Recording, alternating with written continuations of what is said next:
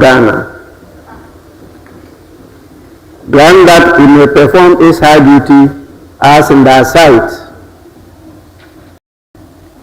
Give divine guidance to the President of the Republic.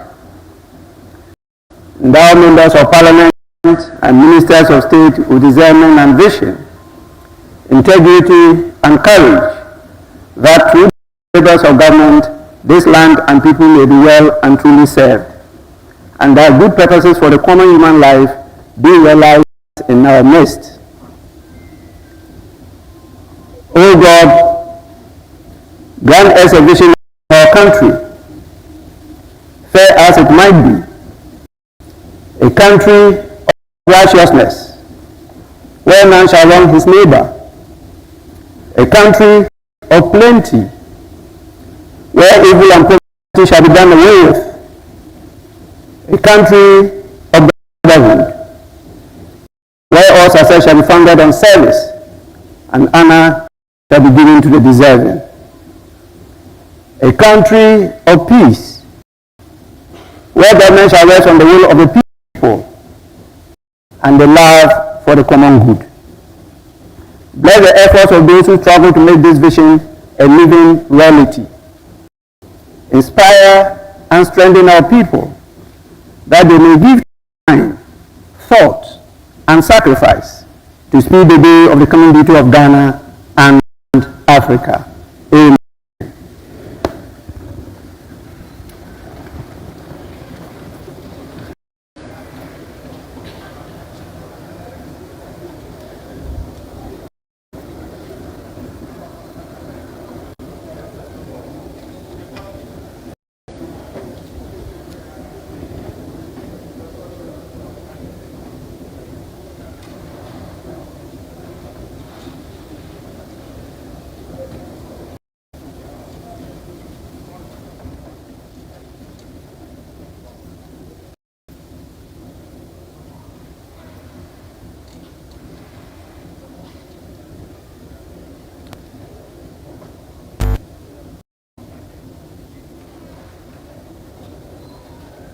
Honorable members,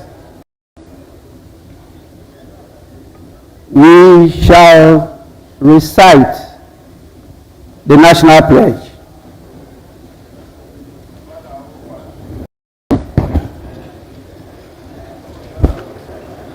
I promise on my honor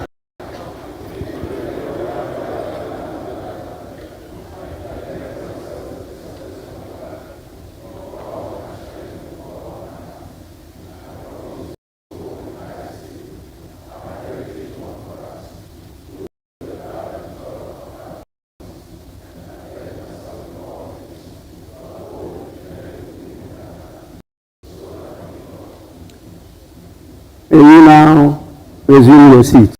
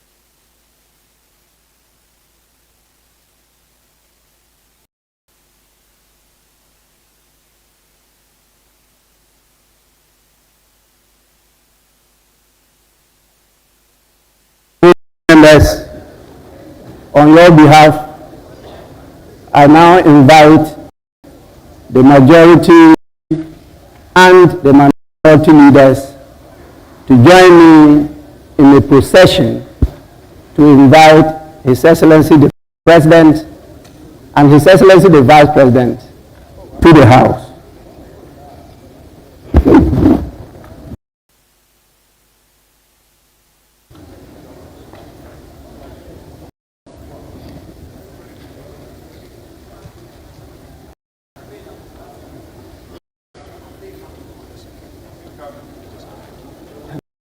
Go and sit at my end.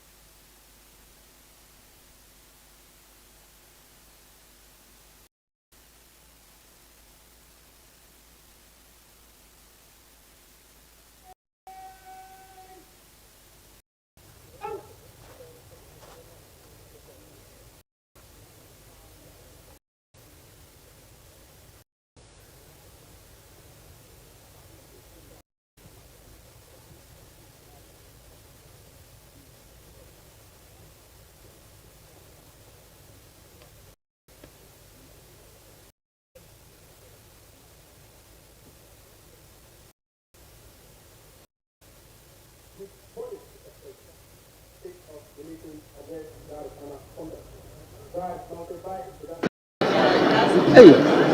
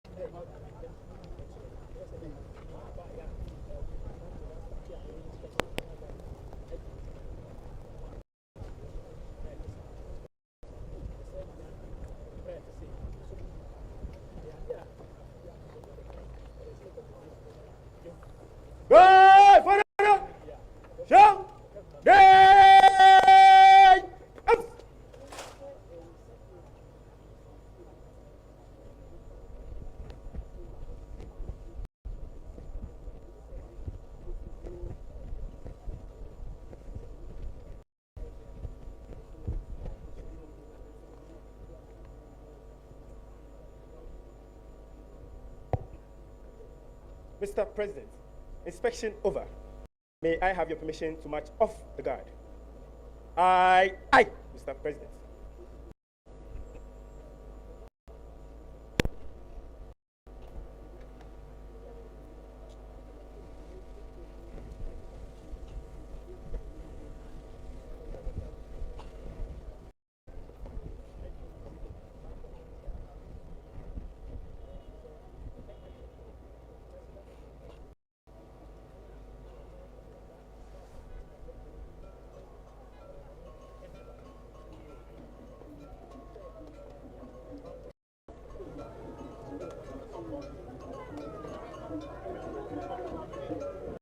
Good! Father! Oh! Hey! Out! Right! Right! Eat!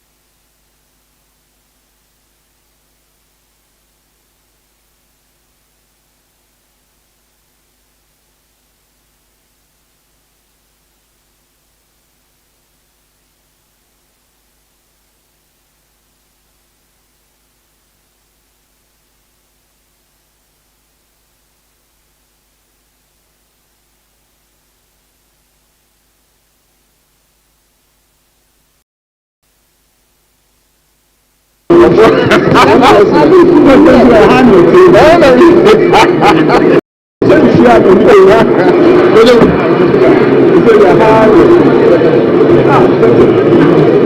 never saw this coming.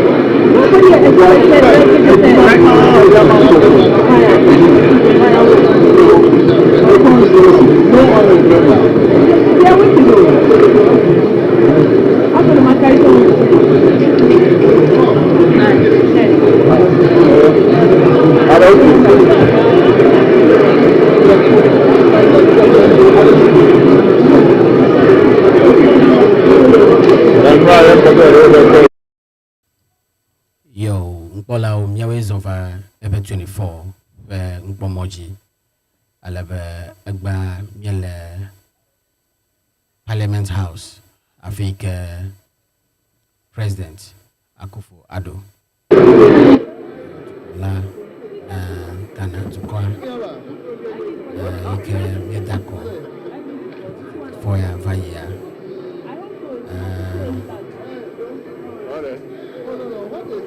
Akodanya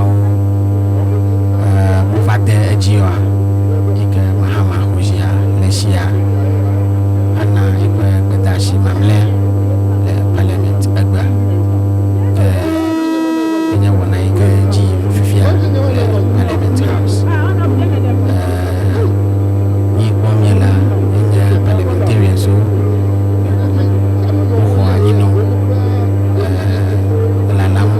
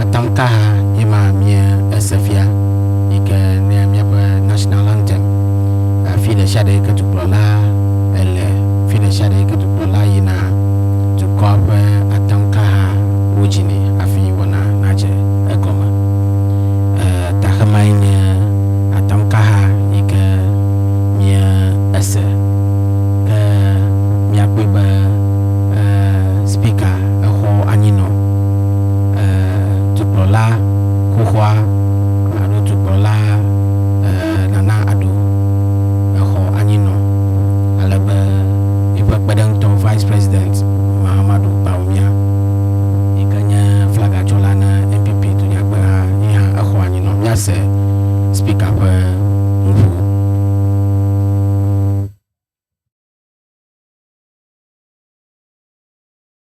I want to warmly welcome His Excellency Nana Addo Akufo Addo, President of the Republic of Ghana and the Commander-in-Chief of the Ghana Armed Forces, to the House.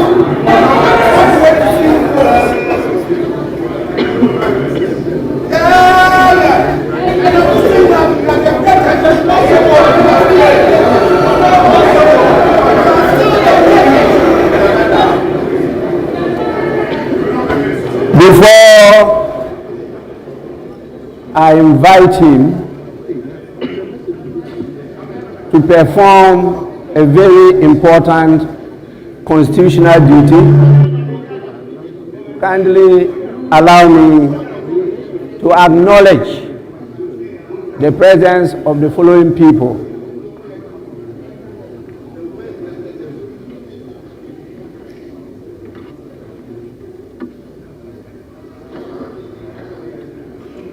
His Excellency, the President, is ably supported in the performance of this duty by His Excellency, the Vice President, His Excellency Mahamadou Baumia,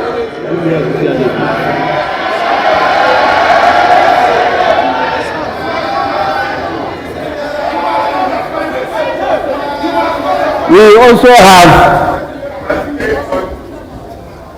the presence of Her Lordship, the Chief Justice, Justice Gertrude Tukonu,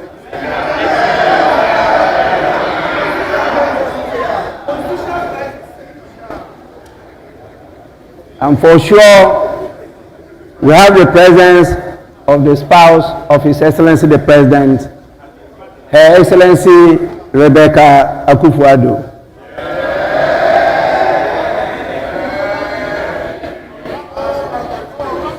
And His Excellency the Vice President is with his better half, the spouse, Her Excellency Samira Baumia.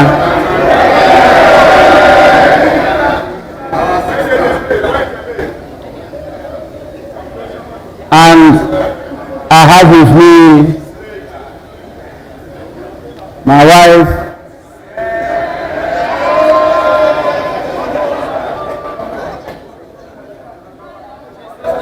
the Left Honorable Madam Alice Ajua Yunus.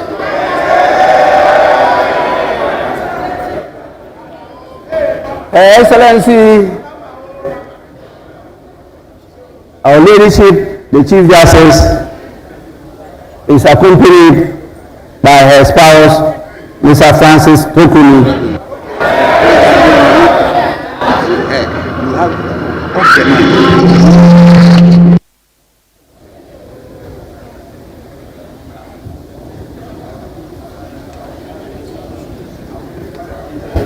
We also have with us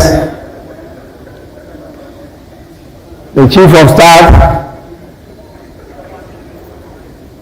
Honorable Akufo Fema Ose Opare.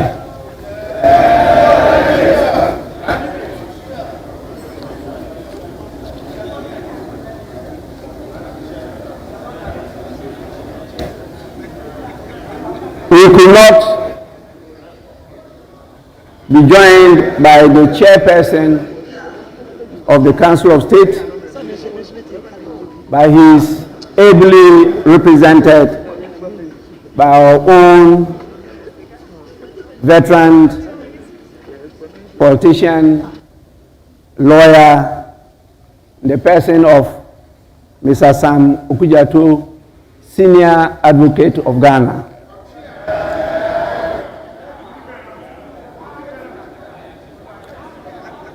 We have with us the evergreen former president, His Excellency John Agyekum Kufuor.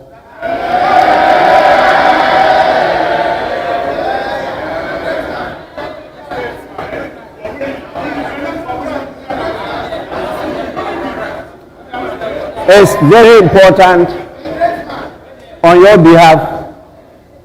I thank him for always being with us here in this house. He is always present anytime we have an important function in Parliament. And we are extremely grateful to you, Your Excellency. We also have another very important partner of us. She is always also ever present anytime we have an activity here. I'm referring to Her Excellency, the former First Lady, Nana Konadu Agyeman-Rawlings.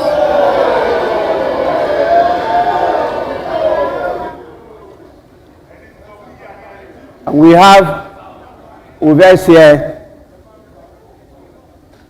almost all members of the diplomatic corps that are here with us, and definitely you can see them at the important visitors public gallery.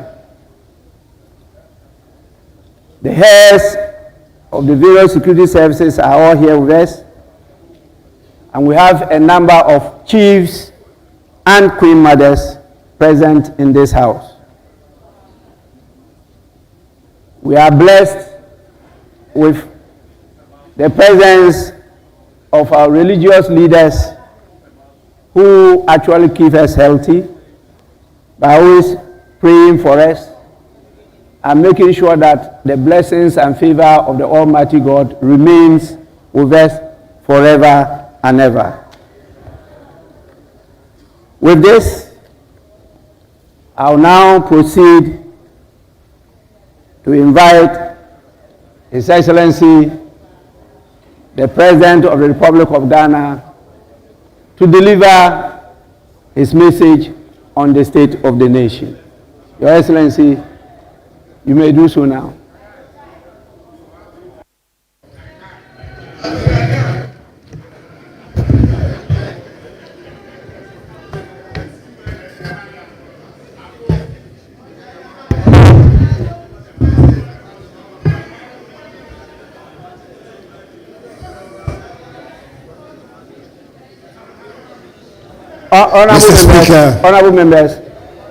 Honorable members, please.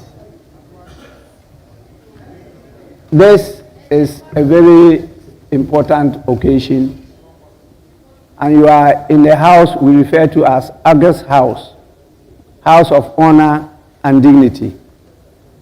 We expect nothing apart from honorable behavior from you, and please, let's listen to His Excellency in absolute silence. I thank all of you for your compliance. Mr. Speaker, as my constitutionally mandated period as President of our country nears its very end, I come before this august House to perform my last official public duty. I'm grateful for the opportunity to give an accounting of my time in office, spell out the highlights of the state of our nation, and place on record the Ghana I'm handing over to my successor. In accordance with protocol and convention, it is good to see that my wife, First Lady Rebecca Akufo Addo, Vice President Mahamadou Bawumia, Second Lady Samira Bawumia, the spouse of Mr. Speaker, Mrs. Alice Ajua Jonas Bagbin, Chief Justice Gertrude Tokunu and spouse, and justices of the Supreme Court, the representative of the chairperson, Mr. Sam Okujeto, and members of the Council of State, Chief of Staff at the Office of the President, the Honorable Akosua Fremont Oseo Parry, and officials of the Presidency, Secretary to the Cabinet, Ambassador Mercy Deborah Karakari, Chief of Defense Staff of the Armed Forces, Lieutenant General Thomas Opong Pipra, the Inspector General of Police, Dr. George Akufu Dampare, and the various service chiefs are all present.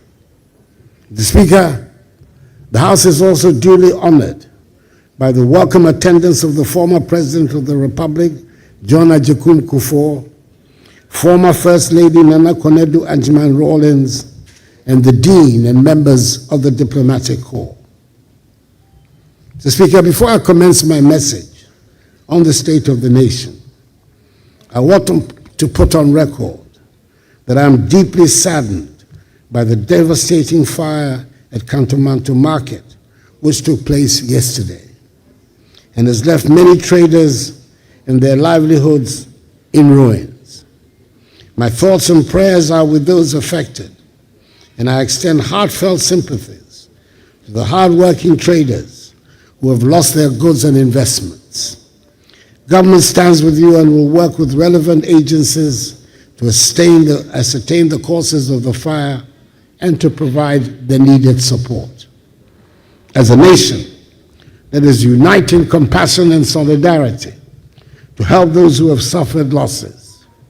Together, we can extend a helping hand to our fellow Ghanaians in need during this challenging time.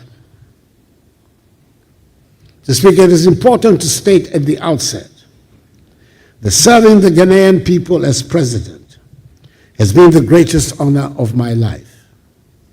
It has been one of great challenges and even greater triumphs, one that has demanded every ounce of my energy, commitment, and love for our beloved country. My vision has always been to see a Ghana that is self-reliant, prosperous, and united, a beacon of hope, democracy, and opportunity in Africa and beyond.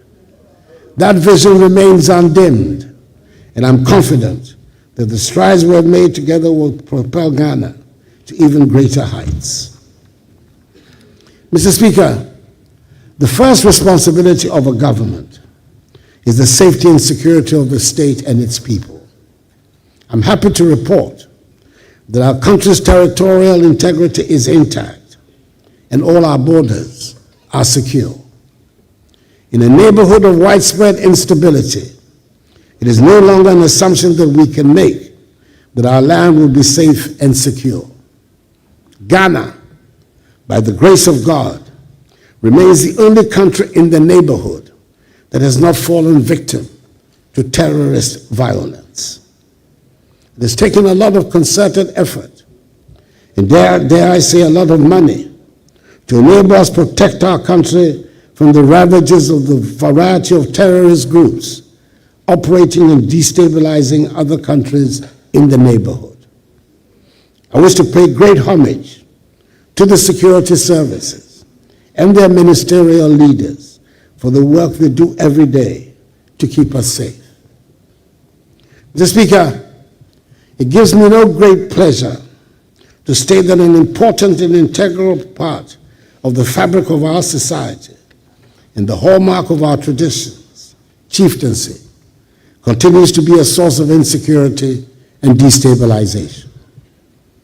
Upon coming into office, we worked hard with considerable assistance from the Committee of Eminent Chiefs, Otumfuo Asantehene, the Nairi, and the Yabonwura, to bring finally a resolution to the conflict which had blighted the ancient kingdom of Gabon for many, many years.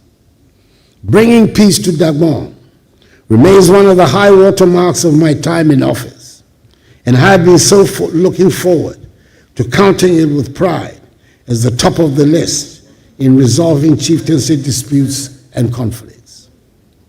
Unfortunately, the sad situation in Boko must necessarily dampen any enthusiasm about the resolution of chieftaincy problems elsewhere. It is a matter of great regret and distress to me personally that in spite of our best efforts, the Boko conflict remains unresolved. Boko is unhappily not the only area of chieftaincy conflict. In judging from the experience of other parts of the country, I will have to mark chieftaincy as a growing source of insecurity that will continue to require a lot of attention. It is clear that part of that process is the need to strengthen the capacities of the Ministry of Chieftaincy and Religious Affairs and the Peace Council, the two frontline institutions responsible for dealing with chieftaincy and other disputes.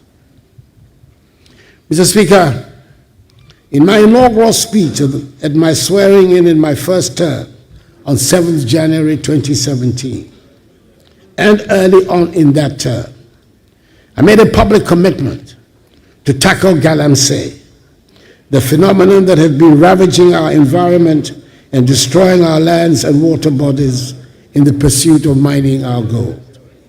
I knew and was very much aware that fighting galamsey was not a universally popular position for a president to take.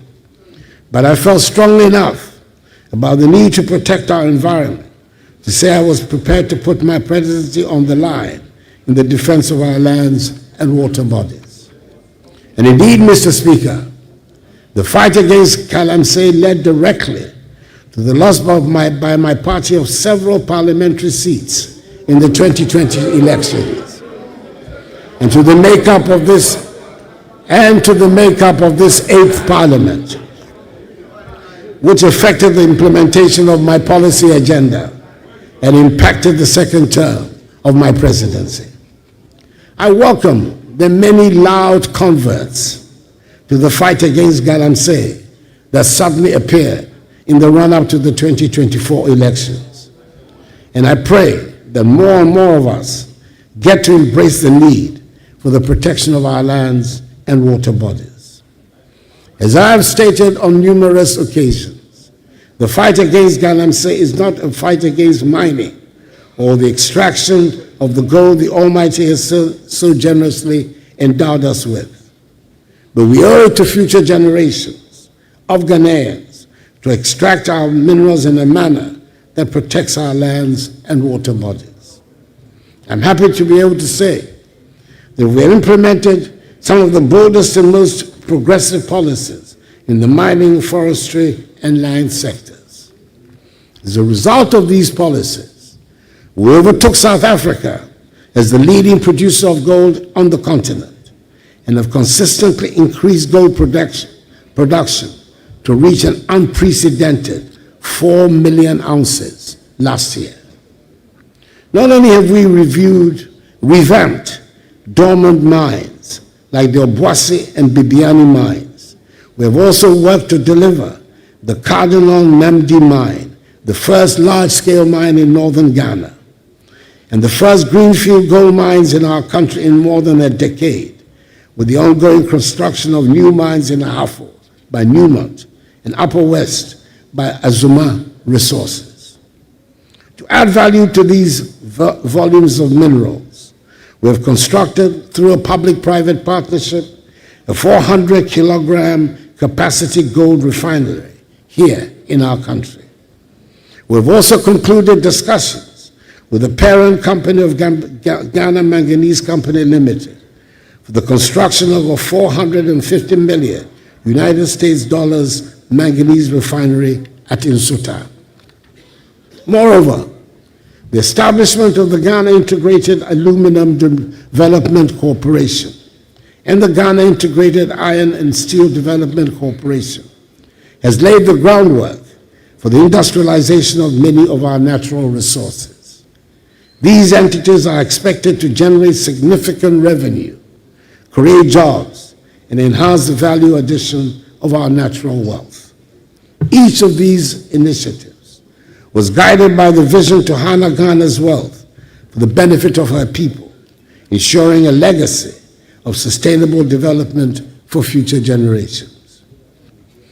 We continue to work to increase the forest estate of our country.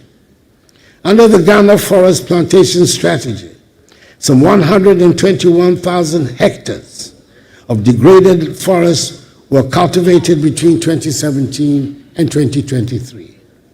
And under the Green Ghana Project, over 52 million trees have been planted in just 4 years of its implementation. In 2023, Ghana became the second country in Africa and the third in the world to receive results-based payments from the World Bank Carbon Fund for reducing emissions. Under the Ghana Cocoa Red Plus program, we have also completed all the necessary steps under the voluntary partnership agreement with the European Union. And effective June this year, Ghana will become the first African country and the second globally to issue forest law enforcement, government, and trade licenses. Mr. Speaker, if arguments still rage over what there is to show for the fight against galamsey and the effects of irresponsible mining, there can be no such arguments about the introduction of the free SHS and free TVET programs.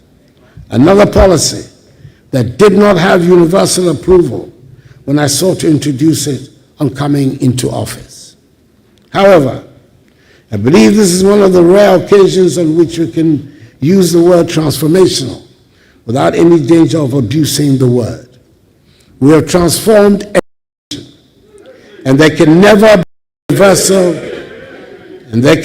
be a reversal of the fact that some 5.7 million young people have gained access to secondary education who would otherwise not have had the opportunity but for free SHS and free TVET. Indeed, my administration has also prioritized technical and vocational education and training, TVET, establishing 34 new TVET institutions and upgrading 62 existing ones to equip our youth with 21st century skills. Mr. Speaker, I'm proud that we were brave enough to have started the free SHS policy at the beginning of my first term and resisted the calls for a gradual introduction. I'm glad that we've removed from the Ghanaian mindset the belief that secondary school education is only for people from certain households and families. From 2020, when the first cohort of free senior high school candidates sat for the WACC, Ghana has consistently recorded over 50% of candidates scoring A1 to C6 in all 4 core subjects. This marks a stark improvement compared to the years prior, particularly the period when pass rates in core subjects were largely below 50%. This year's results, the 2024 results, have maintained the laudable trend from 2020. Indeed, only 51.6% of candidates achieved A1 to C6 in English in 2016, compared to a much higher 69.52% in 2024. For integrated science, the pass rate improved from 48.35% in 2016 to 58.77% in 2024. Mathematics demonstrated the most dramatic progress, rising from a mere 33.12% pass rate in 2016 to an impressive 66.86% in 2024. Social studies followed a similar trend, improving from 54.55% in 2016 to 71.53% in 2024. Moreover, the 2023 vaccine results stand out as the best in the history of the examination.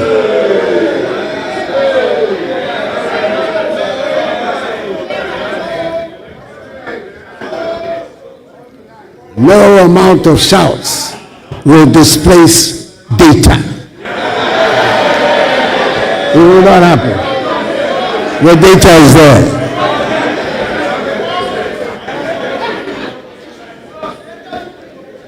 As the best in the history of the examination, with record-breaking performances across all core subjects. It is obvious then that our reforms have not only expanded access, but have also enhanced the quality of education. I am glad that we have elevated TVET and STEM to where they properly belong, and that they will no longer be seen as the option for those who cannot make the top grade. We have embarked on the development of 20 STEM centers and 10 model STEM senior high schools across the nation, and also constructed 186 new science laboratories nationwide. The other day, I commissioned the Accra STEM Academy, which is destined to play a key role in the future of STEM education in our country. These institutions are designed to provide hands-on learning experiences with cutting-edge facilities. From coding to robotics, our students are being prepared for the demands of the 21st century. It has not been without challenges, but the results are evident.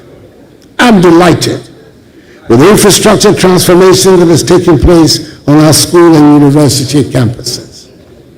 This was displayed in a dramatic fashion a few weeks ago when the Ministry of Education staged the simultaneous commissioning of 80 new educational facilities across the nation. I do not suggest that we have finished what we set out to do, but we have certainly established what a kindergarten is supposed to be like. We've established what a primary school should be like. We've set standards for what constitutes a JHS. Science laboratories are now integral parts of junior and senior high schools, and computer tablets are available for all school children. Mr. Speaker, now we know and accept that a public school building can be painted in beautiful and attractive colors. Mr. Speaker, we have aimed to make the learning and teaching atmosphere a happy one for all school children and their teachers. We spend a lot of resources on education in the past 8 years, and I'm persuaded that it is money well spent, and the long-lasting benefits for our society will provide the justification for the expenditure. Mr. Speaker, it is impossible to make any meaningful accounting of my time in office without reference to the COVID pandemic. With the passage of time, it is easy to play down the extent of the catastrophe that brought our world to a thundering halt and brought wild animals to lounge on highways. Do we remember that airports around the world were closed, and some 2 years after the formal end of the pandemic, worldwide shipping and cargo freight have not returned to normal? Schools were closed around the world, and it took courage to reopen our schools. And there are parts of the world that have not yet made up for the closure of schools necessitated by the pandemic. Probably, Mr. Speaker, the most poignant aspect of those times was not the fear that gripped us all, but the fact that we were unable to hold hands or hug each other, and we could not have funerals for our dead. It is worth emphasizing the point that with the help of the Ghanaian people and the guidance of the Almighty, we managed the pandemic in our country to the admiration of the whole world. Indeed, during the COVID-19 pandemic, Ghana emerged as a leader in Africa, managing the crisis with a balanced approach that prioritized lives and livelihoods.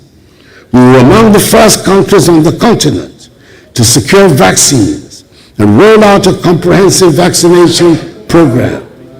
The establishment of our own vaccine manufacturing facility under the supervision of the National Vaccine Institute, a body created by Act of Parliament in collaboration with international partners, is a testament to our resolve to build resilience in our healthcare system.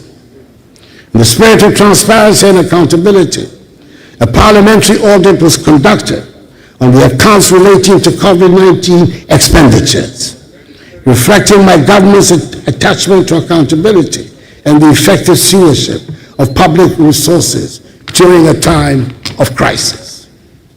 However, the consequences of the COVID-19 upheavals on all aspects of our lives have gone way beyond what anyone could have imagined, and we're still dealing with the effects on the economy. But let me first deal briefly with the effects on the health sector. This pandemic showed up some of the alarming shortcomings of our health delivery system, and we'll strive to seek remedies to ensure that we're reasonably prepared to meet the next emergencies.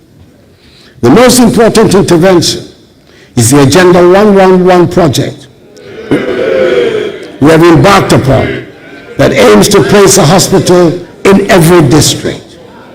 Out of the 101 district hospitals and 2 psychiatric hospitals on the project list, there are 99 district and 2 psychiatric hospitals where contractors are deployed and work is in progress. I had hoped that construction would be completed on all of them, but that, alas, was not to be. I'm pleased to report that on December 5th, I had the utmost pleasure to commission 3 of the district hospitals. Progress of works on the other 98 active sites range from 5% for sites whose work commenced recently to 95% at other sites. I'm hoping that the incoming Mahama administration will ensure that the project is completed to put our health infrastructure on a sound footing. Furthermore, we launched the National Ambulance Services Revitalization Program, increasing the number of ambulances from 55 barely functioning ambulances to over 300, ensuring timely emergency response and saving countless lives. The strides in healthcare reflect our collective commitment to build a system that prioritizes the dignity, health, and well-being of every Ghanaian. Furthermore, we've revived the National Health Insurance Scheme, which at one point before I came into office appeared to be reverting to the days of cash and carry. The number of subscribers has risen from 10.6 million in 2016 to 17.9 million at the end of 2023. With the renewal of subscriptions being facilitated by a tap on the mobile phone and the scope of the scheme being broadened to include treatment for sickle cell disease, kidney dialysis, and childhood cancers. Mr. Speaker, our economy took a bigger hit from the COVID-19 pandemic and ensuing consequences than had been anticipated. And in 2021 and 2022, we were in unaccustomed trouble.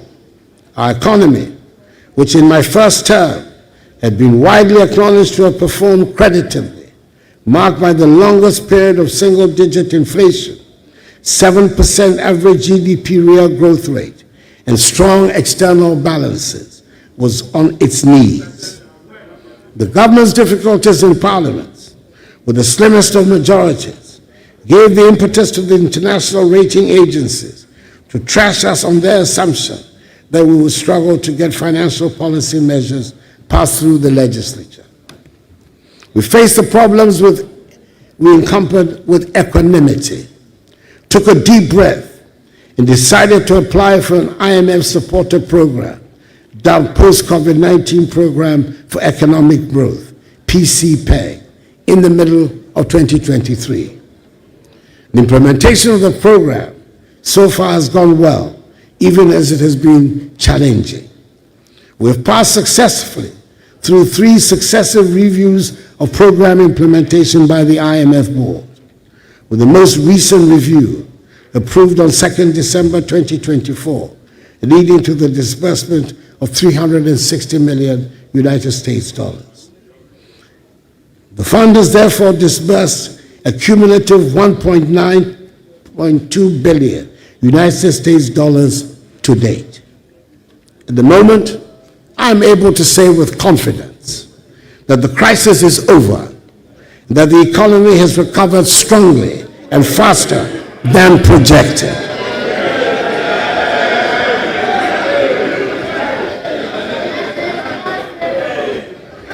In order for me to be able to make this assertion, I must make reference to the debt restructuring exercise. It affected many bondholders and was one of the most challenging decisions my administration had to undertake. It was not a choice made lightly, as we were acutely aware of the personal and financial hardships it would impose on individuals, families, and institutions across the country. Many citizens had invested their hard-earned savings, and we fully understood the pain and sacrifices this exercise demanded. However, it became evident that without such bold and decisive action, our economy would have faced an even greater crisis with far-reaching consequences for every Ghanaian. This restructuring was essential to address unsustainable debt levels and to create the fiscal space needed to stabilize the economy and lay the groundwork for future growth. It was critical in ensuring that Ghana could meet her financial obligations, regain the confidence of international and domestic investors, and restore our economic credibility. Through the resilience and understanding of the Ghanaian people, coupled with the strategic measures we implemented, we have been able to chart a path towards the recovery that is underway. Today, we're witnessing the positive outcomes of the painful but yet necessary exercise. The economy is rebounding strongly. Our fiscal position is more stable, and our debt sustainability has significantly improved. These developments have provided a solid foundation for sustained growth and development, ensuring that the sacrifices made by bondholders and other stakeholders will not be in vain, but rather the basis of Ghana's economic revival. Mr. Speaker, the country is not broke, as some propagandists want us to believe.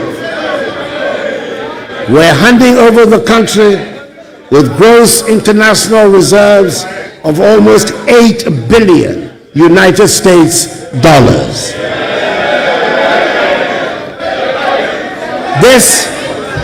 This is more than the 6.2 billion United States dollars of gross international reserves my administration inherited in 2017.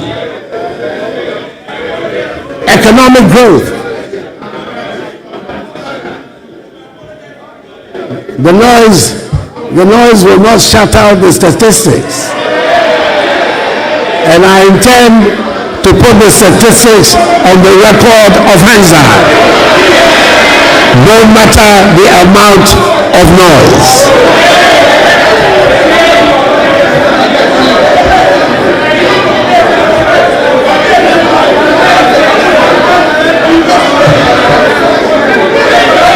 Mr. Speaker.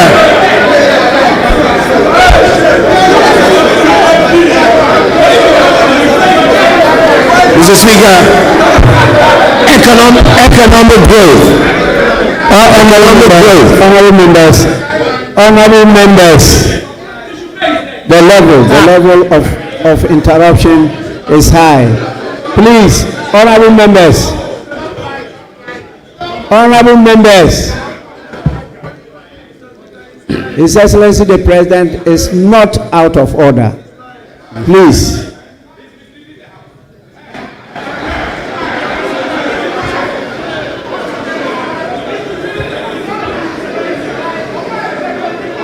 Honorable members, your statistics might be different from his, but that doesn't mean he's misleading the House.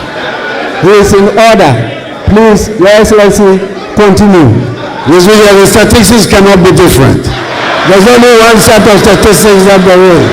It cannot be different.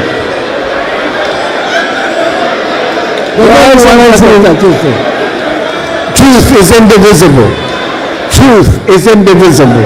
Is one and one only. Your Excellency, thank you very much. As an accomplished member of Parliament, you are out of order. Mr. Speaker, economic growth has also returned to the pre-COVID trajectory with an impressive growth rate rising from 4.8% in the first quarter of 2024, 7% in the second quarter, and 7.2% in the third quarter. It is projected that this year's growth rate will be 6.3%, significantly higher than the 3.4% my administration inherited in 2017. The growth of the economy is further reflected in the growth of private sector credit. Private sector credit in nominal terms grew by 28.87% in October 2024, compared to the negative 7.5% growth recorded in the same comparative period of 2023. In real terms, growth in credit to the private sector improved to 5.5% compared to a contraction of 31.6% recorded in October 2023. It is further reinforced by improved external balances, with the current account balancing improving significantly to a surplus of 2.6% of GDP in the first 9 months of the year, compared to a deficit of 6.6% of GDP in 2016. In much the same way, the trade balance has improved and stands at a surplus of 3.85 billion United States dollars, compared with a deficit of 1.8 billion United States dollars in 2016. Headline inflation, which stood at 23% in November, is still very high, but this is coming down from 54% recorded in December 2022, following the effects of COVID-19 and other global economic pressures. Encouragingly, food prices have also begun to decline, bringing some relief to households and contributing to a reduction in the overall cost of living. Government has implemented significant measures to address the hardships that accompanied the economic difficulties. These include increased budgetary allocations towards the school feeding program, the capitation grant, the National Health Insurance Scheme, and the Livelihood Empowered Against Poverty program, LEAP. The stock of public and publicly guaranteed debt increased during the economic difficulties. However, the government is servicing its debts, honoring coupon payments for both domestic bonds and Eurobonds. Moreover, the debt levels are reducing, recording a significant reduction in the debt stock by 46.8 billion Ghana cedis to 761.0 billion Ghana cedis in October 2024 from 807.9 billion Ghana cedis in September 2024. The public debt to GDP ratio, therefore, reduced from 79.2% in September 2024 to 74.6% in October 2024. This is expected to reduce further to 55% of GDP in net present value terms, a level that restores Ghana's debt sustainability. It is hoped that the new government will continue with the policies being implemented to achieve the debt sustainability target. I'm happy to inform the House that today, 3rd January 2025, my government will honor coupon payments to our Eurobond holders amounting to $346 million United States dollars. We cannot afford to default on our debt repayments. That's advice that I want to give to the incoming finance minister. These achievements demonstrate our firm commitment to the policies, structural reforms, and program objectives and targets under the program. Let me at this juncture state unequivocally that the banking sector cleanup undertaken by my administration was an act of necessity, not of vendetta. It was a bold and decisive intervention to safeguard the strength and integrity of Ghana's financial system. The illegalities and irregularities perpetuated by the affected banks and financial institutions are well documented and indisputable. These practices threaten the very foundation of our banking sector and jeopardize the hard-earned savings of millions of Ghanaians. Our actions ensure that not a single depositor lost their money, an unprecedented achievement in financial crisis management. Today, the results are there for all to see. A more robust, stable, and resilient banking sector capable of driving economic growth and supporting the aspirations of our people. It was a necessary decision to restore public confidence and secure the future of Ghana's financial sector. Mr. Speaker, my government recognized at the very outset that the fight against corruption required more than rhetoric. It demanded systemic, sustained, and strategic action. To this end, my government initiated a holistic program of legislative, administrative, financial, and technological reforms. Indeed, one of my most satisfactory moments as president was when we established the Office of the Special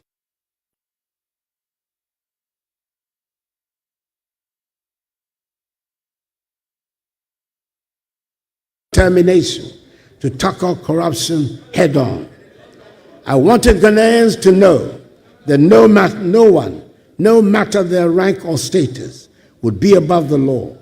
Its creation was initially met with considerable skepticism in some quarters, but I believe now that there is general consensus that has been an important contributor to our anti-corruption efforts. During my first term, we passed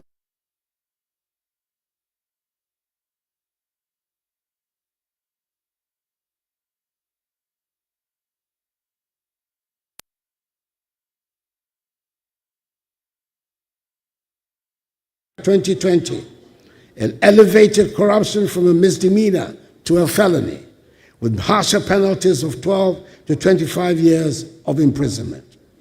We also enacted key laws such as the Fiscal Responsibility Act, the Revenue Administration Amendment Act, and the Anti-Money Laundering Act, all of which have strengthened our institutional framework to combat corruption and ensure accountability. We ensured that all allegations of corruption leveled against appointees were duly investigated by independent institutions of state, which generally dismiss them as unfounded. Budgetary support for accountability institutions has also witnessed unprecedented increases. For instance, from 2017 to 2023, SHRA's budget increased by 99%, Parliament's by 100%, the Office of the Attorney General by 162%, the Audit Service by 258%, and the police by 274%.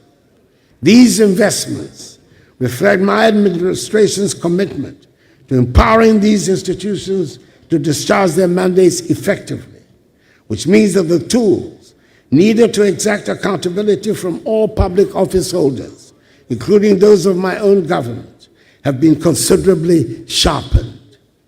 The application of these tools, whilst respecting as it should due process and the rule of law, however, should pose no problem, no fears for any honest public office holder.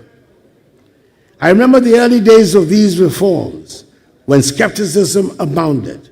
People asked, will this really make a difference? Today, the numbers speak for themselves. The Auditor General's report for 2023 showed a reduction of 5.2 billion cedis in financial irregularities, a 32% drop from the previous year. You're not listening to me. You're not listening to me. I've just explained to you. From the previous year, I just said so. Listen, open your ears and listen to me. Mr. Speaker, my government has undertaken impressive reforms to strengthen Ghana's judiciary, enhancing both capacity and accessibility. Key achievements include addressing court infrastructure challenges with the construction of 100 courthouses, 90 of which have been completed and are operational, making it the biggest single infrastructural intervention for the judiciary in our nation's history. The establishment of the Court of Appeal complex in Kumasi, along with 20 townhouses and a guest house for justices in the northern sector, now enables appeals from 11 regions to be handled locally, reducing delays in justice delivery. Additionally, the implementation of the e-justice system has digitized case management and streamlined processes, solidifying the judiciary's role as a bulwark of Ghana's democracy and development. Moreover, the Law House, a modern facility for the Office of the Attorney General, has now been completed. Mr. Speaker,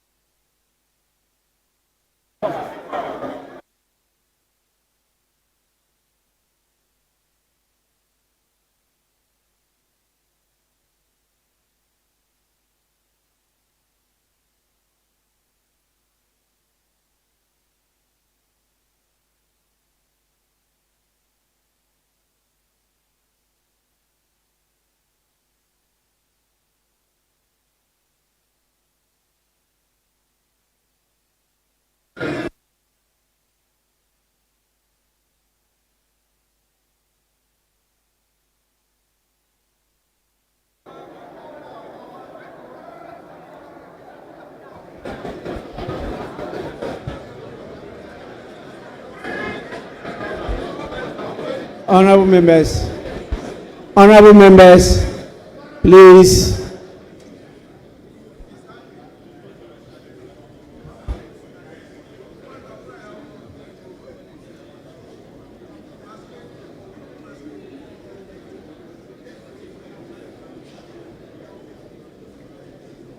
Let's have some order and let's continue with the business.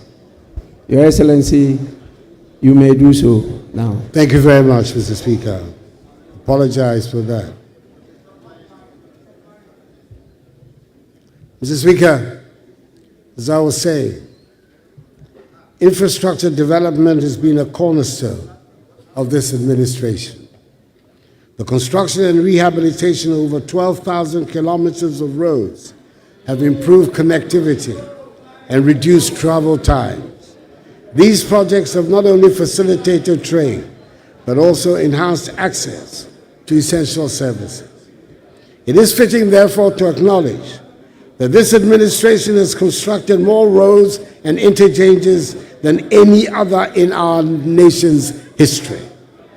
In the Greater Accra region alone, we have completed the Pokwase Interchange, Tema Motorway Interchange Phase 1, Obechebi-Lamte Interchange Phase 1, the East Legon Underpass, and recently, the Flower Pot Interchange.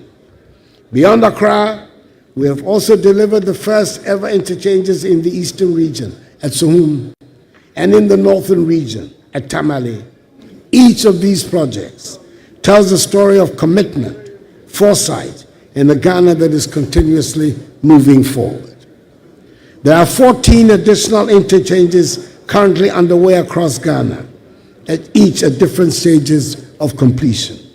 In Greater Accra, we're building interchanges at Obetemi-Lamte Interchange Phase 2, Nungwa, Ajingrano, Bone Barrier, Pram Pram, Dawenya, Savannah, and Tema Motorway Phase 2. In the Ashanti region, ongoing projects include the Swami Interchange Phase 1, Anumanje, Makro, Magazine New Road, Ebusuakura and Abrepo, as well as the PTC interchange in Takoradi in the Western region. These projects represent the scale of our ambition, a commitment to excellence and growth that knows no limits. Mr. Speaker, in aviation, we have expanded airports, including the construction of the Yakubu Tale International Airport in Tamale, the Prempeh I International Airport in Kumasi, the rehabilitation of the Sunyani Airport in Sunyani, and the completion of the Ho Airport in Ho. These projects position Ghana as a hub for regional air travel. Mr. Speaker, over the past 7 years, we have revitalized Ghana's railway sector, undertaking key projects to modernize and expand the network. Notable achievements including the rehabilitation of the 66-kilometer narrow-gauge Western Line from Kojokrom to Takwa, the construction of a 22-kilometer standard-gauge line between Kojokrom and Manso, and securing funding to extend the Western Line from Manso to Huni Valley, connecting to the port of Takoradi. Additionally, a 6-kilometer standard-gauge line in Kumasi is underway, and the Tema-Mpakadan line has been completed. Progress of the Ghana-Burkina Faso Railway project further underscores efforts to enhance regional trade and integration. This week, we made some good strides in improving the housing sector. Over the period, we built 1,070 affordable houses and broke ground for an additional 800 in the Greater Accra region. We've also established the National Home Ownership Fund, which is delivering 534 homes in Tema Community 22.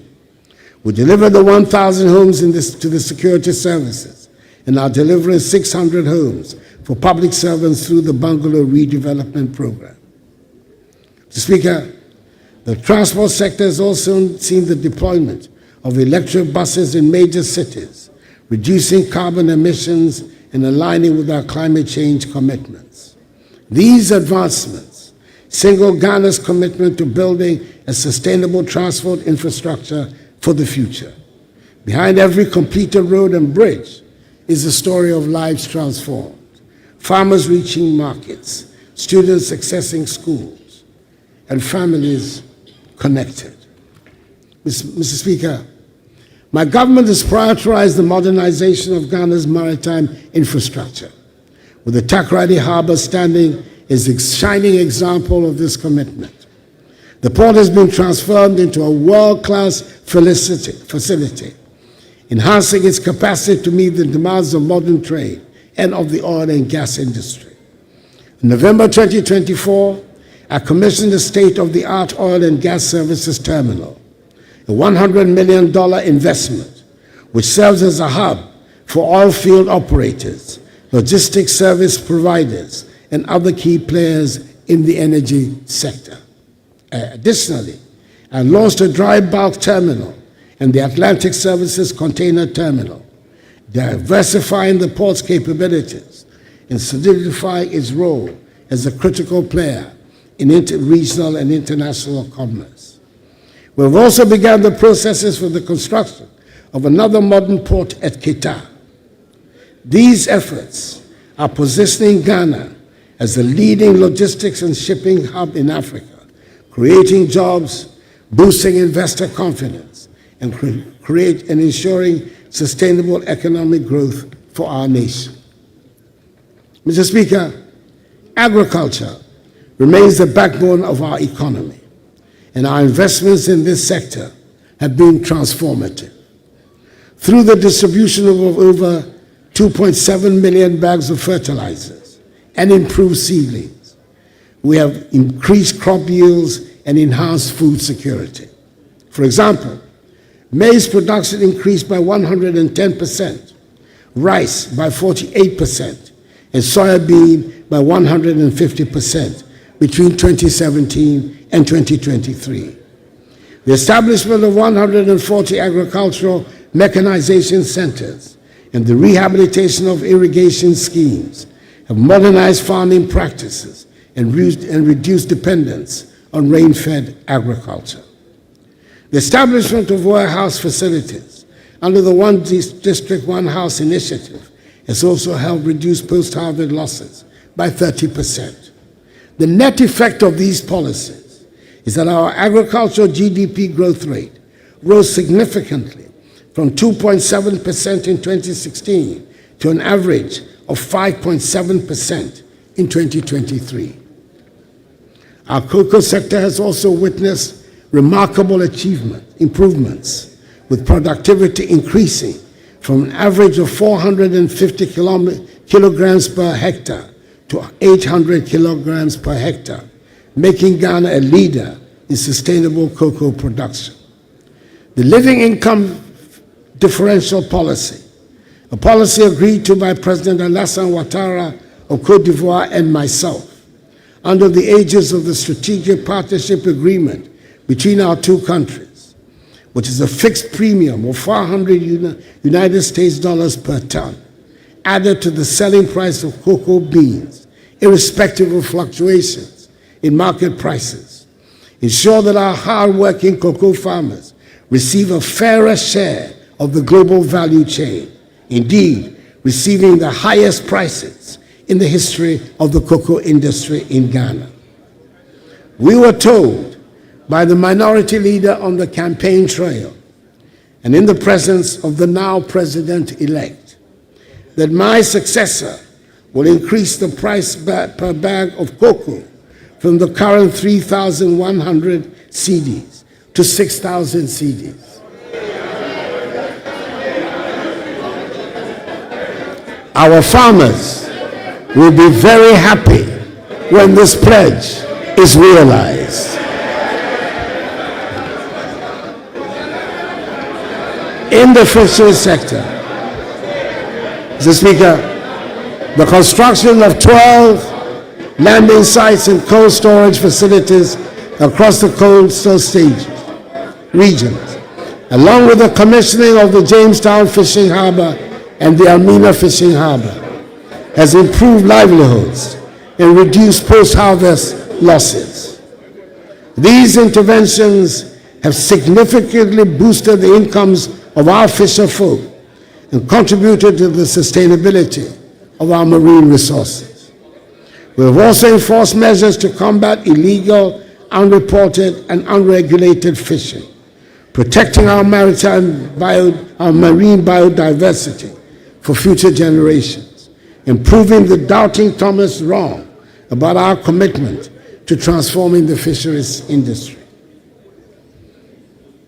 Mr. Speaker, Ghana has made significant progress in expanding electricity access, with the electricity access rate increased to 88.85%, up from the 79.3% I inherited.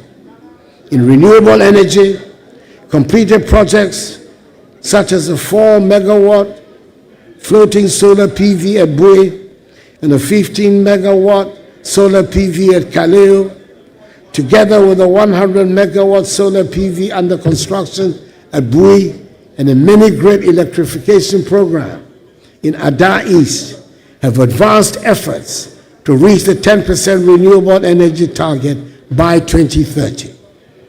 Mr. Speaker, it is worth emphasizing that I inherited a nation plagued by doomsday, but I'm very happy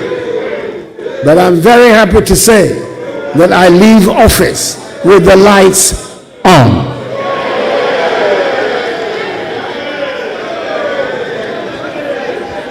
This achievement did not come without its challenges. When my administration assumed office, we inherited an energy sector legacy debt of 2.5 billion United States dollars. The Energy Sector Recovery Program, developed by government and the World Bank, projected that this debt would balloon to a staggering 12.5 billion United States dollars within 5 years if no decisive actions were taken. We knew that such a scenario would cripple the sector, undermine investor confidence, and plunge the nation back into darkness. Mr. Speaker, we got to work immediately.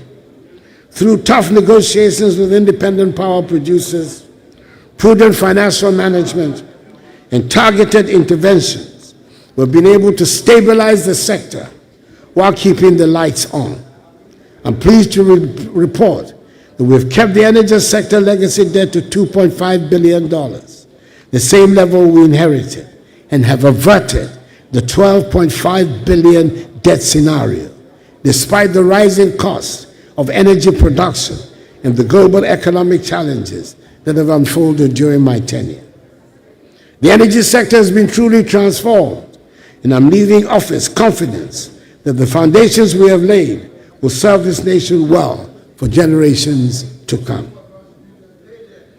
Mr. Speaker, one of the most notable milestones of my administration has been the creation of 6 new regions: Western North, Ahafo, Bono East, Oti, Northeast, and Savannah.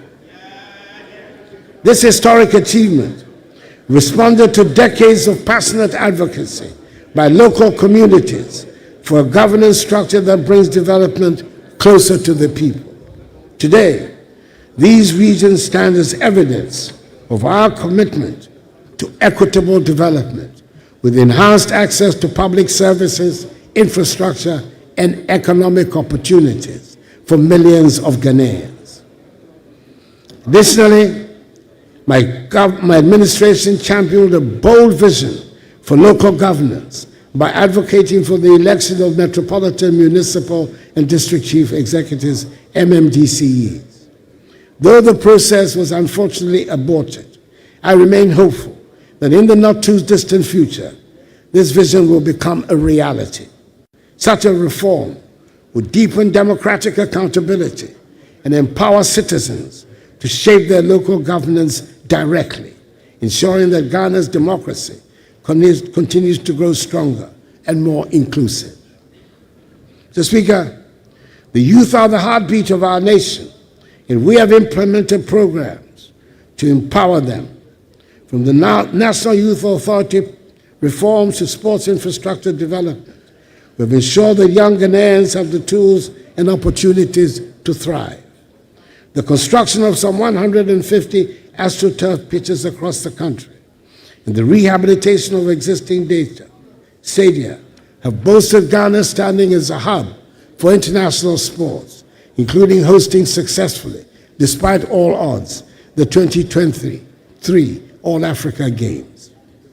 Creating an entrepreneurial climate has been a cornerstone of my administration's vision for empowering Ghana's youth. From the establishment of the National Entrepreneurship and Innovation Programs, NEIP, in 2017, with a $10 million United States dollar seed fund, to the transformative Greenhouse Estate Project and Entrepreneurship and Innovation Center in 2020. We have supported 15,000 startups, trained 250,000 young entrepreneurs, and created over 100,000 jobs. Initiatives being implemented by the Ghana Enterprises Agency, GEA, like the Ghana Economic Transformation Program, the Hubs Grant and Acceleration Program, CAP-BUS, U-START, and the Ghana Cares Obantapa Program, have further strengthened this vision, benefiting some 1.6 million Ghanaians and dispersing over 2 billion cedis in loans and grants. These efforts have sparked innovation, created jobs, and laid the foundation for a thriving entrepreneurial ecosystem, leaving a legacy of opportunity and growth. Mr. Speaker, in tourism, the Year of Return in 2019 and Beyond the Return initiatives attracted over 1.5 million visitors. These campaigns not only boosted our economy, but also strengthened ties with the African diaspora, positioning Ghana as a premier destination for cultural heritage and investment. The establishment of ecotourism sites and cultural heritage projects has further diversified our tourism offerings, attracting global attention. One of the significant undertakings in this sector has been the renovation of the Kwame Nkrumah Mausoleum. This celebrated site, dedicated to the memory of our first president, Kwame Nkrumah, has been transformed into a world-class facility that honors his legacy and attracts visitors from around the globe. The renovations include modernized exhibits, improved infrastructure, and enhanced visitor experiences, ensuring that the mausoleum remains a symbol of Ghana's rich history and a source of inspiration for generations to come. As visitors walk through the mausoleum, they are reminded of the sacrifices and vision that built the foundations of our nation. The Nationalism Park, which I recently commissioned, and which commemorates other important personalities in our independence struggle, like Ni Kwabena Boni, Usuala Tamanche, and the legendary 3 ex-servicemen of the 1948 Christiansborg Crossroads shooting fame, Sergeant Ajete, Corporal Atipo, and Private Odate Lampe, has also been added to this development, as will be the proposed Heroes Park, whose sod I cut recently, and whose purpose will be to celebrate the legendary Big Six of UGCC fame and other great figures of our path to freedom. Mr. Speaker, our security forces have been equipped with modern tools and training to safeguard the nation. The establishment of forward operating bases, such as the one I commissioned some 2 weeks ago in Ezinlibo, in the Western region, the barracks regeneration project, the equipping of the military and police, with the police receiving helicopters for the first time in our nation's history, the acquisition of advanced surveillance systems, and recruitment of over 10,000 police officers have enhanced our capability to combat threats and maintain peace.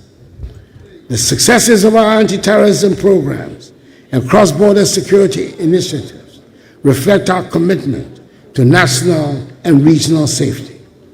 In line with our commitment to aligning with international military norms and enhancing the authority of our top military officials, I'm pleased, as Commander-in-Chief of the Armed Forces, to announce the elevation of the Chief of the Defense Staff, CDS, to the rank of General, and the Chiefs of Staff, the Chiefs of Army Staff, Navy Staff, Air Force, and the Chief of Staff at the General Headquarters to the rank of Lieutenant General or its equivalent. These promotions,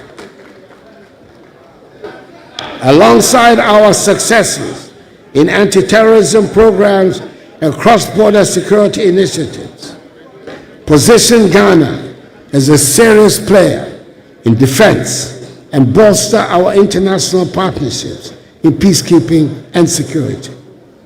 In communications, the digitization of public services, including the Ghana card, mobile money interoperability, and e-services, has transformed service delivery and improved transparency. These initiatives have positioned Ghana as a leader in digital transformation on the continent, with over 18 million Ghanaians enrolled in the National Identification System. The expansion of broadband connectivity to rural areas has bridged the digital divide, ensuring inclusive access to the opportunities of the digital economy.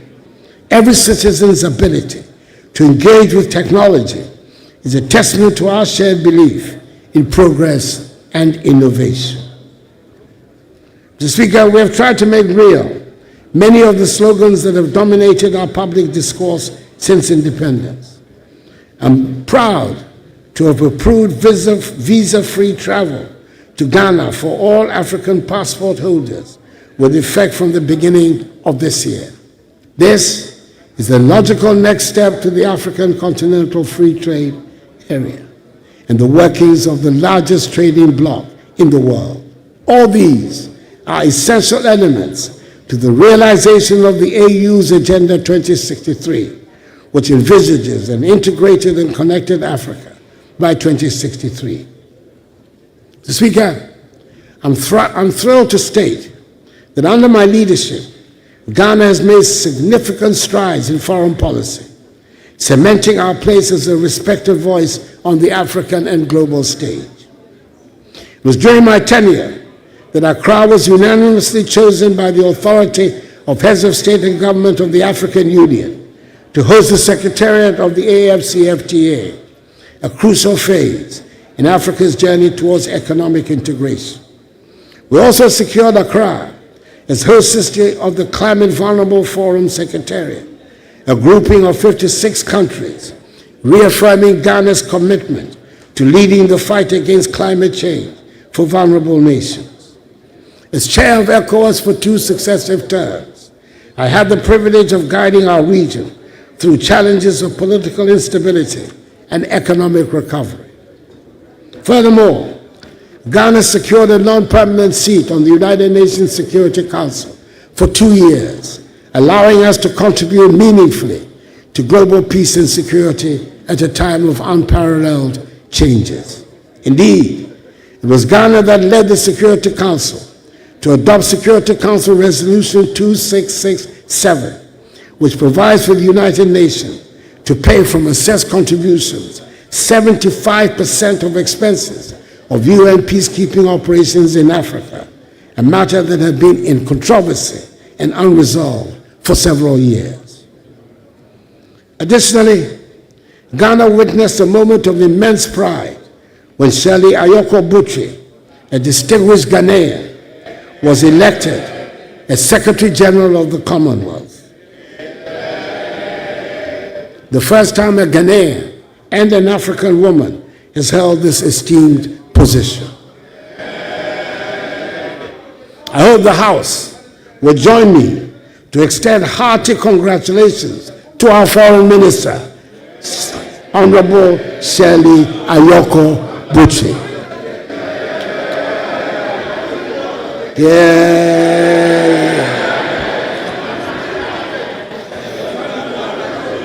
It is a prestigious position, and I'm sure she'll be a successful Secretary General and bring honor to Ghana.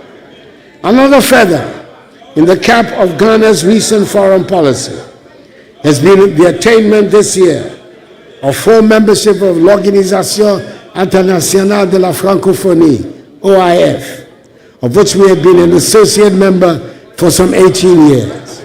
Our country, one of the few to be full members of both the Commonwealth of Nations and La Francophonie, has the opportunity to play a constructive role as a bridge between the Anglophone and Francophone worlds, particularly in Africa, enhancing our influence. These milestones reflect my administration's dedication to advancing Ghana's interests and strengthening our standing in the international community. Mr. Speaker, there is a subject that continues to attract a lot of public discussion, and that is the call by some for a review of the 1992 Constitution, under which we have operated in this Fourth Republic for the past 32 years. Mr. Speaker, there is no perfect constitution anywhere in the world, and with all its shortcomings, I would say that this constitution has served us well. It has provided the platform for the longest period of uninterrupted, stable, constitutional democratic governance in our history. A constitution does not cure the irritations of the democratic process. There's no constitution that will satisfy the desires of those who do not believe in the democratic process. I would suggest that in the approach to the calls for a constitutional review, we should be guided by the old saying, festine lente, the Latin adage for hasten slowly. In this spirit, I'll be forwarding the document prepared and submitted to me by the Constitution Review Consultative Committee on proposals for the review of the Constitution, along with the concerns and suggestions raised, to the President-elect for his consideration as he prepares to assume the responsibilities of leadership. Mr. Speaker, elections are the main planks of the democratic structure. We've just had the 9th set of elections since 1992. The losing presidential candidate called the winner to congratulate him and made a public concession 14 hours after the close of polls, which it is widely agreed were conducted in a competent, free, and fair manner. I doubt there are many such examples anywhere in the world. Yes, we should condemn the outbreaks of violence that followed, and the assumption some had that because a presidential candidate had conceded defeat, the winning party should feel emboldened to cause mayhem. It appeared at one stage that the outburst of violence would overwhelm the police, who, in my view, need to re-examine rapidly their methods for containing such incidents in the future. I say so without prejudice to the excellent job they did in supervising the electoral process itself. I'm hoping that we will soon reach the stage where the unnecessary tensions that are simulated to accompany our elections will disappear, and elections will become simply something that we do, and do without a fuss and with flair. The efficient, praiseworthy manner in which the Jean Mensa-led Electoral Commission has conducted the past two elections of 2020 and 2024, despite their challenges, is a significant contribution to this end. Mr. Speaker, I would like to take the opportunity of this august podium to congratulate again my friend with whom I came into Parliament together for the first time in 1997, President-elect John Mahani Mahama.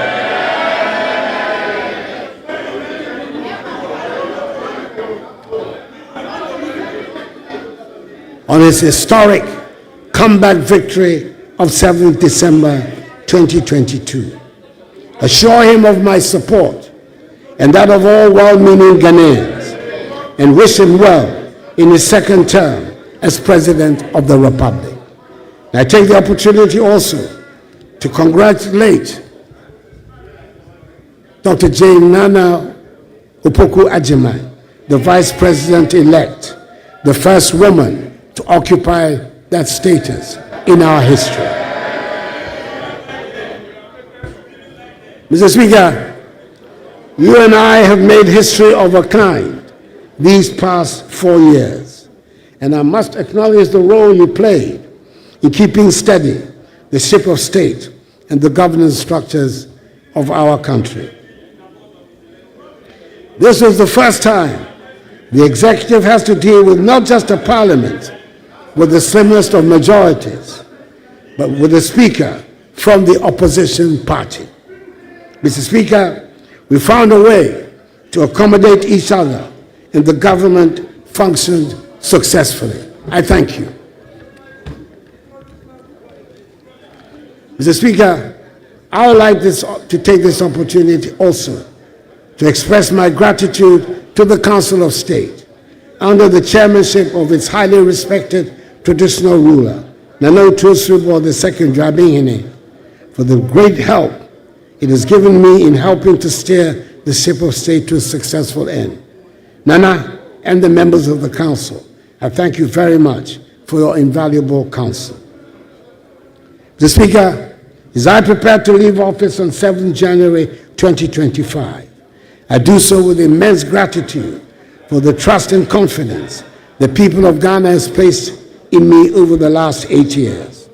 It has been the highest privilege of my life to serve as president of this great nation. I've done so with an unwavering commitment, boundless energy, and a deep love for Ghana, always guided by the belief that our nation's best years lie ahead. Together we have weathered storms, celebrated victories, and laid the foundation for a brighter, more prosperous future. Reflecting on this journey, I'm filled with pride for what we have accomplished, from the transformative policies in education and healthcare, to the strides in agriculture, digitalization, energy, governance, infrastructure, industry, and trade. These achievements are not mine alone. They also belong to every Ghanaian who has contributed to the collective effort of nation building. We've demonstrated that through unity, resilience, and determination, we can overcome even the greatest challenges. I'm confident that the progress we have made will inspire future generations to dream bigger, aim higher, and achieve more for our beloved Ghana. Mr. Speaker, as I take my final bow, I do so in the certain knowledge that our nation will go from strength to strength, and that freedom and justice has taken hold forever in our body politic. Mr. Speaker, I'm happy to hand over a Ghana that is safe, secure, united, and firmly rooted in her attachment to democratic principles and respect for the rule of law. A nation that continues to shine is a beacon of peace and stability in an often traveled Africa and an uncertain world. I leave behind a Ghana that is thriving, one that has navigated significant global challenges with remarkable tenacity, whose economy is steadily rebounding, and whose institutions are operating effectively. It's a Ghana where the youth are being empowered with opportunities to channel their energies into meaningful and productive endeavors, where the arts are beginning to flourish, and where the elderly can grow old in safety and dignity, and continue to make meaningful contributions to society. I leave behind, Mr. Speaker, a Ghana that is working. Mr. Speaker, honorable members, I thank you for your attention.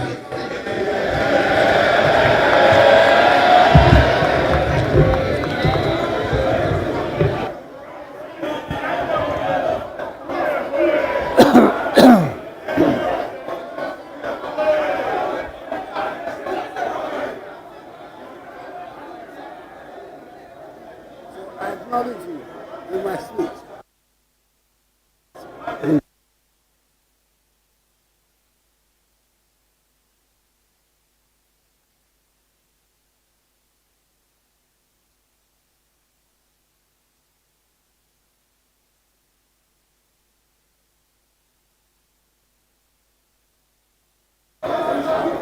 Where is the clerk?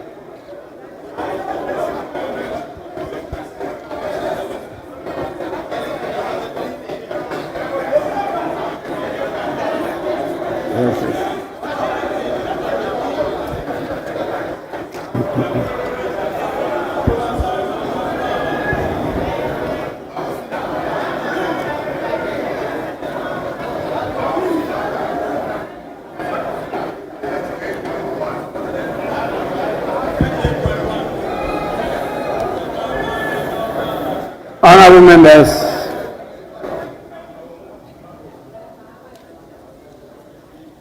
on your behalf, I with all humility convey the gratitude of the Parliament of Ghana to His Excellency the President for the message.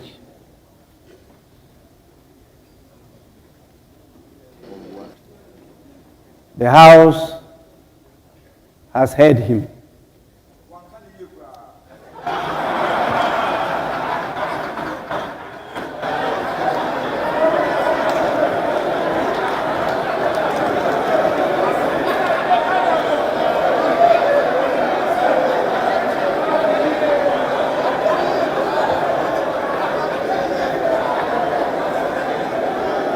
Honorable members,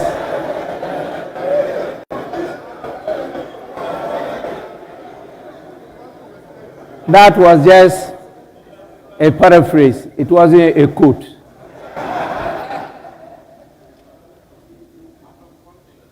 The quote is, "Minkani ye kra."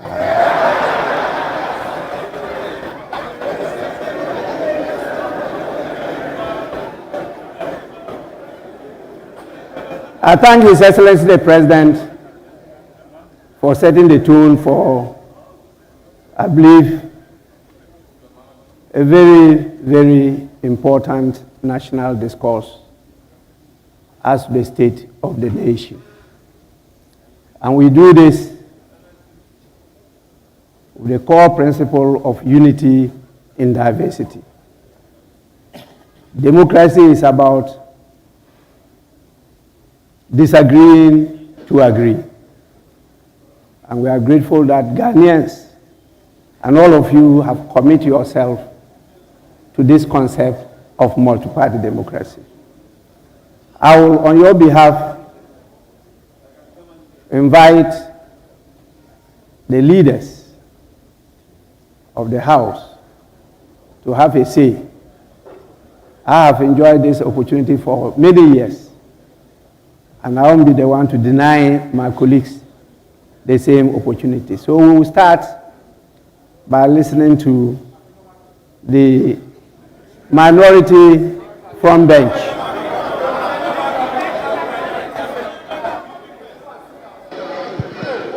Thank you, Right Honourable Speaker.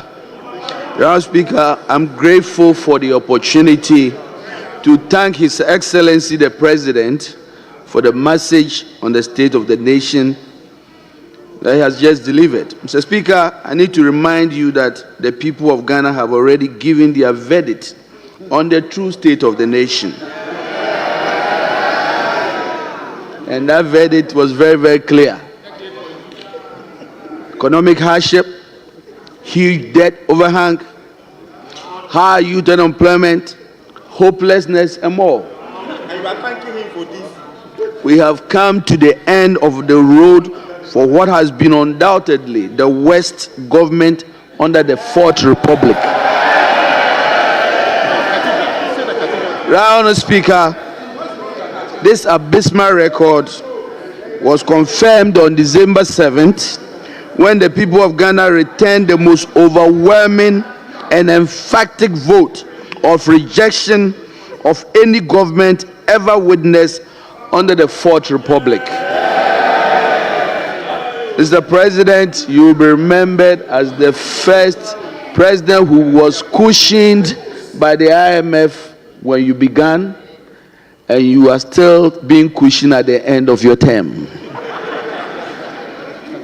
Mr. President, you left something very important in your account. You left out an account of your promise to God to build him a cathedral.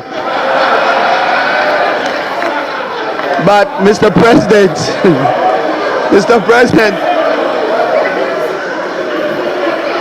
President, I will leave that for you, between you and your God.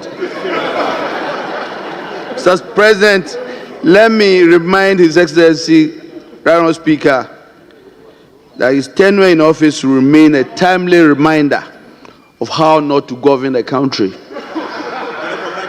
But let me also be quick to assure the good people of Ghana that hope is on its way. In President John Dramani Mahama and the NDC,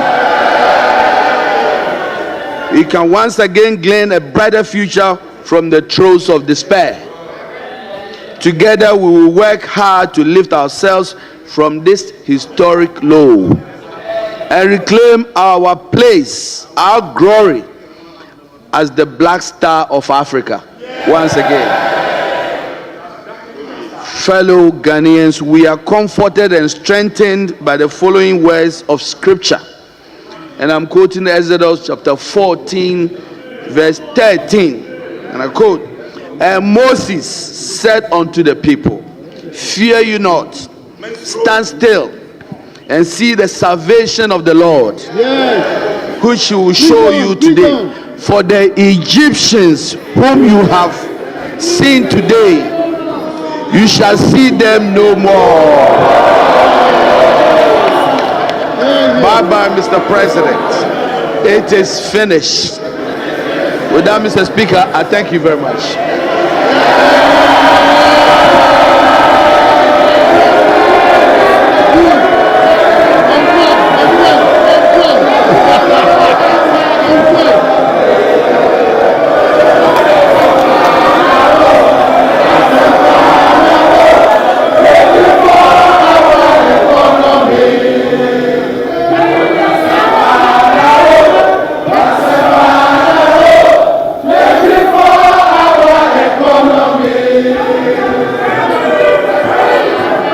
Honourable members,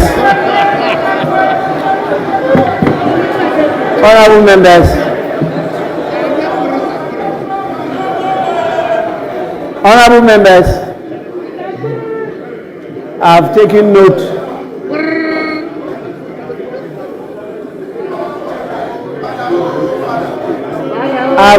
note of all those who were on their feet and what they said. But it's now time for me to invite the majority leader, the leader of the House, to have a say.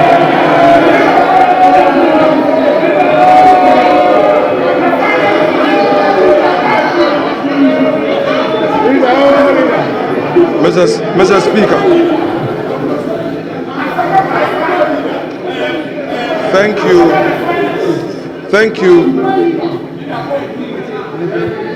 thank you for the opportunity to say a few words in response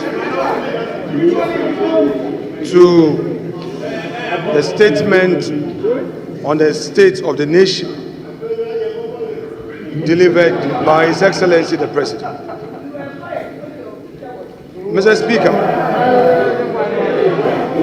this is the man who 1997 entered the Chamber of Parliament during the second Parliament of this Republic.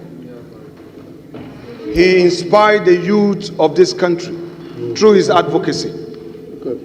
Hansa testifies of his great work in the chamber of this house. Then, as students, we sat at the gallery to observe and to take inspiration from him. Mr. Speaker, through resilience, through firmness of conviction, he tried over and over again and made it to the presidency. Mr. Speaker, today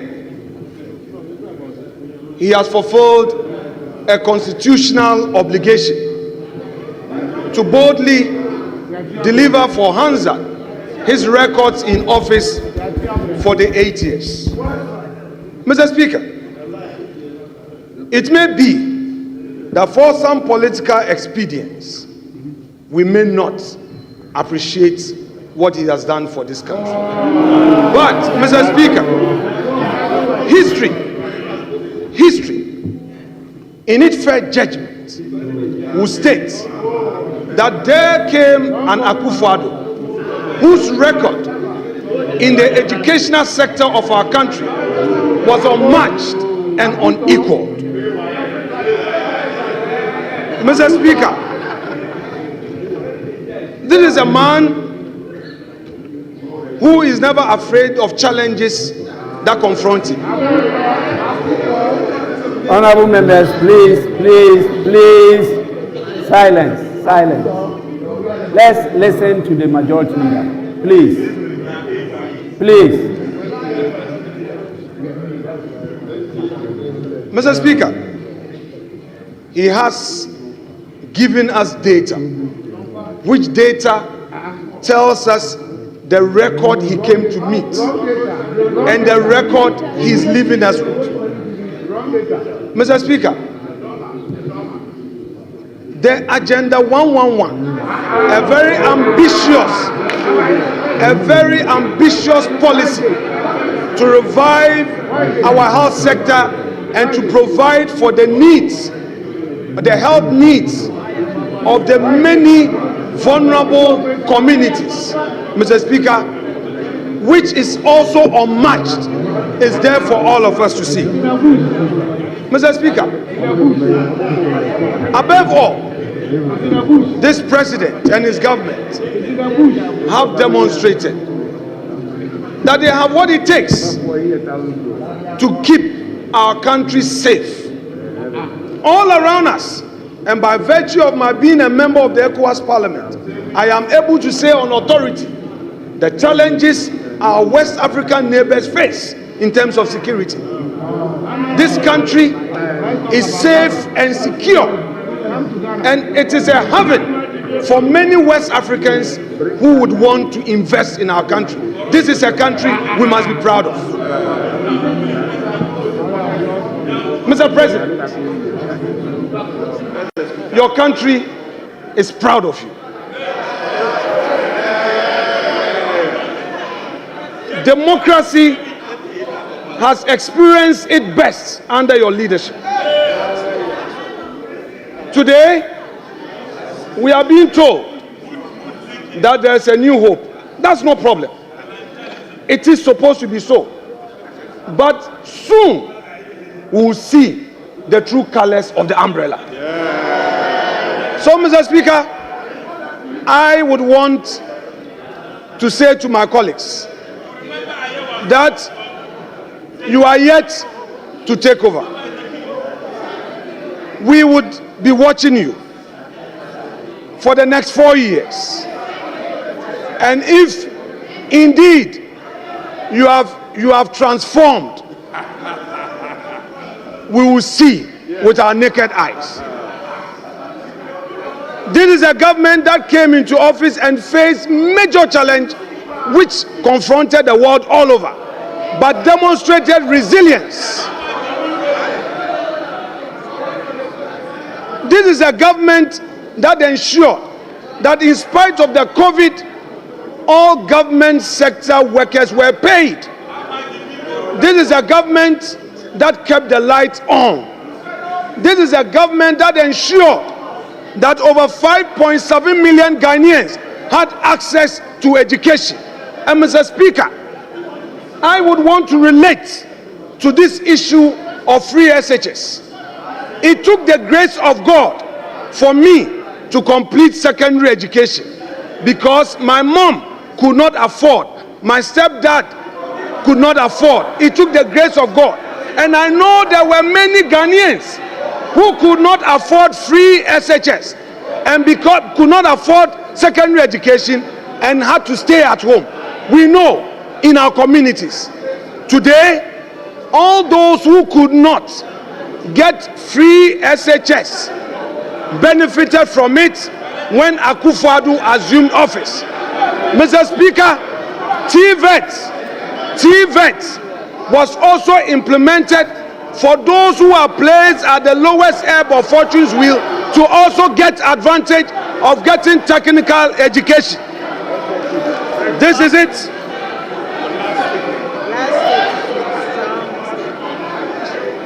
This is the record that Nana Addo Dankwa Akufo Addo is living as grassroots.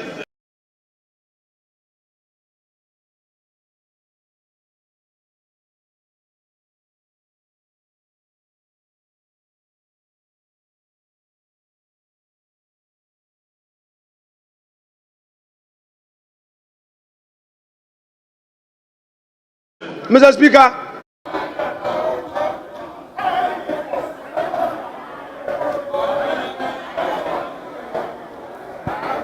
honorable members, honorable members,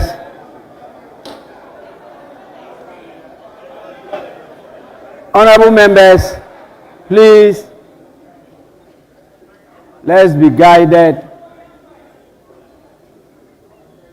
by the lessons of the wise saying that if you want to go fast, you go alone. But if you want to go further, you go together.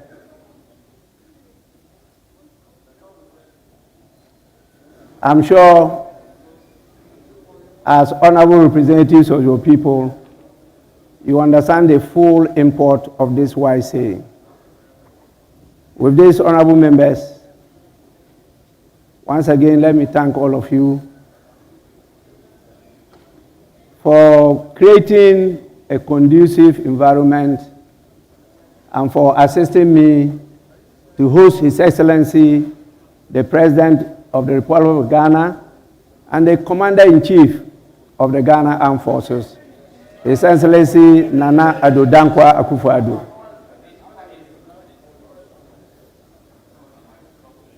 We will now proceed to do what is expected of us, and that is to adjourn the sitting for today. Honorable members, The House stands adjourned till tomorrow. You don't want to come to work?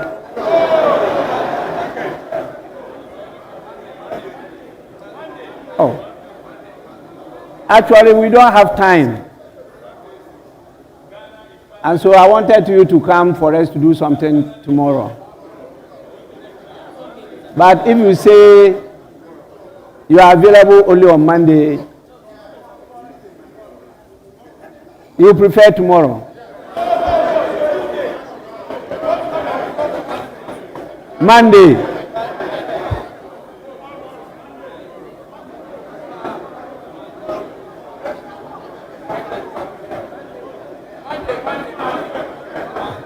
Honorable members, I get the sense of the House and will accordingly adjourn to Monday at 10 in the forenoon.